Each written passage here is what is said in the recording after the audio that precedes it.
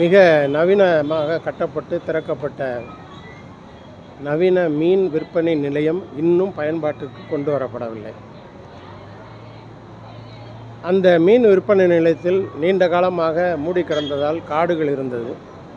பிறகு அந்த காடுகளையெல்லாம் அழித்து மீண்டும் ஒரு 10 கடைகள் உள்ளே கட்டப்பட்டது. ஆனால் கட்டப்பட்டாலும் கூட இன்று வரையிலும் அதன் பயன்பாட்டிற்கு கொண்டு வரப்படவில்லை. கிட்டத்தட்ட மக்களுடைய வரிப்பணத்தில் 50 லட்சத்திற்கு மேல் செலவு செய்யப்பட்டு ஒரு அற்புதமான கட்டிடத்தை கட்டி பயன்பாட்டிற்கு கொண்டு வராமல் இருப்பது புதுக்கோட்டையில் இருக்கக்கூடிய சமூக ஆர்வலருக்கு மிகவும் வருத்தத்தை தரக்கூடியதாக இருக்கிறது. இந்த கடைகளை மூடிவிட்டு நகரத்தினுடைய பெரும்பாலான பகுதிகளில் புதிய மீன் கடைகளை திறந்திருக்கிறார்கள். குறிப்பாக மாவட்ட காவல் கண்காணிப்பாளர் அலுவலகத்திலிருந்து தெற்கு நோக்கி போனால் டிவிஎஸ்ஐ தாண்டி உள்ள பகுதிகள் வரையிலும் மீன் கடைகளாக இருக்கிறது. அந்த மீன் நாற்றம் என்பது சுற்றுச்சூழலை பாதிக்கக்கூடிய வகையிலும் இருக்கிறது.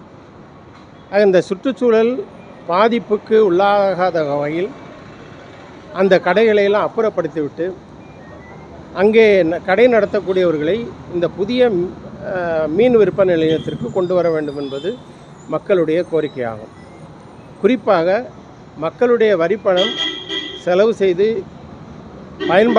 கட்டப்பட்ட ஒரு நவீன மீன் விற்பனை நிலையம் பயன்பாட்டுக்கு கொண்டு வர வேண்டும் என்பது மக்களுடைய விருப்பமாகும்.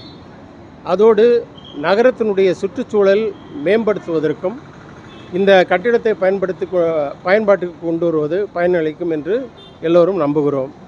ஆக இந்த புதிய மீன் விற்பனை நிலையத்தை பயன்பாட்டுக்கு கொண்டு வருவதோடு நகரின் பல்வேறு பகுதிகளில் ஏற்பாடு செய்யப்பட்டிருக்கக்கூடிய அமைக்கப்பட்டுள்ள மீன் கடைகளையும் அப்புறப்படுத்த வேண்டும் என்று நாங்கள் கேட்டுக்கொள்கிறோம்.